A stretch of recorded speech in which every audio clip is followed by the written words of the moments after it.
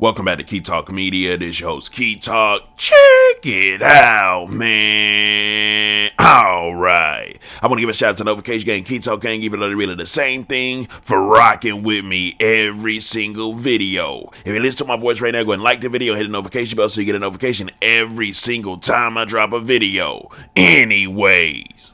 So up until this point, it did look like that all the YSL slimes was, talking about, as the streets would put it, biting the cheese, taking their own individual plea deals, talking about, pretty much saying, hey man, lower my sentence down, give me some probation for this attempted murder or this, whatever this may be, and give me about 15 years probation. And I take that stand and tell everything on Young Thug, anything y'all want to know. I will be honest and open and let y'all know everything.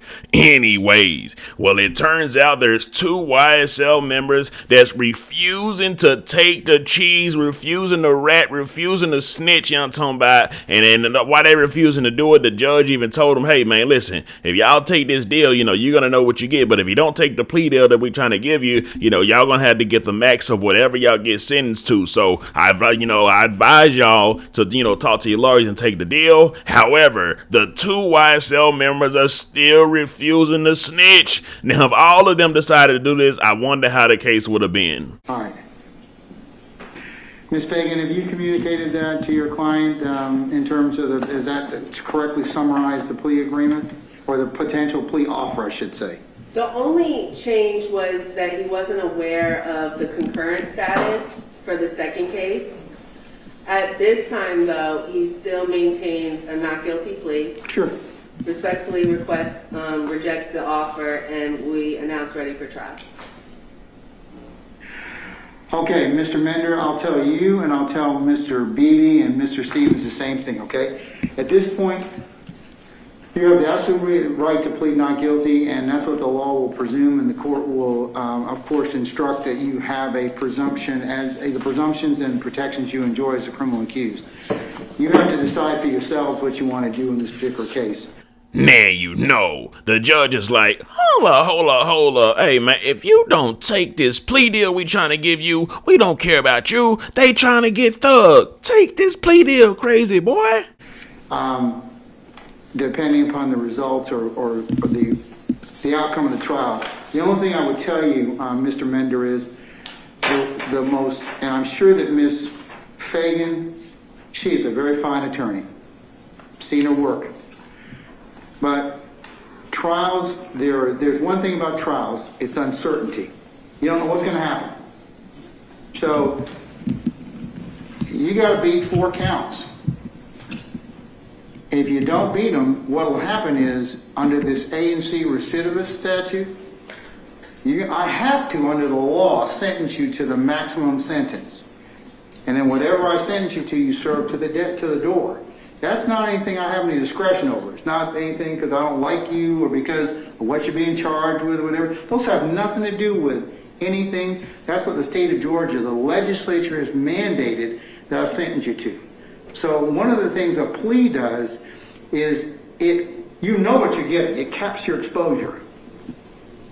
So, and what the state's telling you today is if you take the plea today, this is what you're going to get, and this is what I probably sentence you to. And you're done. You got to decide that for yourself. You can't be worried about any of these other folks that are attached to this indictment.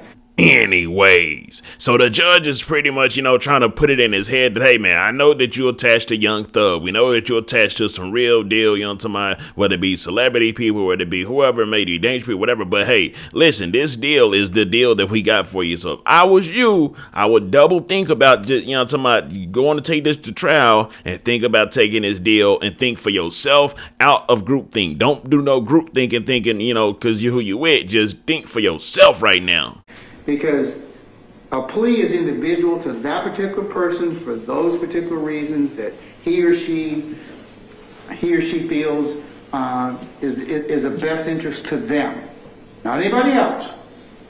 So if you want a couple minutes out to talk with Ms. Fagan about that, nobody will be the wiser, and certainly, but if you don't wish to do so, that's fine too. You'll get the fairest trial that the law demands and expects you to get. You will get that. I, as your trial judge, will make sure that that occurs. But one of the things I cannot do is I can't force the state at the end of trial to pull this recidivist notice.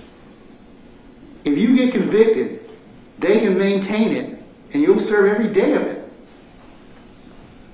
And Ms. Fagan can ask them to pull it and they can say no. I can't make them do that. So you've got a lot to think about. So I'll give you a few more minutes to ponder that, because that is, when they file a recidivist notice, they have basically, in poker terms, they've called. Like, what do you want to do? So I'll let you think about that. You can let me know, and if not, then we'll see you next week for trial. Man, you know. Here's the second guy that stays solid. Here, y'all. Judge, we're in a similar situation. We would reject the state's offer as provided on record, Your Honor. However, Mr. Beebe would ask the court would hear a non-negotiated plea as to the indictment. I would. If that's the case, Judge, Mr. Beebe would then ask if he does not agree with Your Honor's sentence, would the court allow him to withdraw the plea and proceed to trial? I need to think about that for just a second, okay? Understood. Just give me a minute, okay? But yes, that's more than fine. Thank you. Mr. Beebe, you got the same kind of same discussion I had with Mr. With Mr. Mender applies to you, but let me just get back with you in just a second, okay? Anyways, so do y'all think that was a smart idea for those two not to take any type of plea deals at all? Pretty much they would look at themselves as biting the cheese if they did that. Now, of course, you've already got 7 other members, including the brother of Young Thug, who's actually already taken a type of plea deal. And I believe there was like 28 people, so there's probably like 20 or really like 18 more people that's going to decide whether they're going to take it or not. Now, you know, I wonder how the case would have looked a little different if none of them had taken any type of plea deals at all. But I guess we'll just have to see how it goes. Let me know something. Comment down below. Let me know what you think about this entire ordeal. I'm out.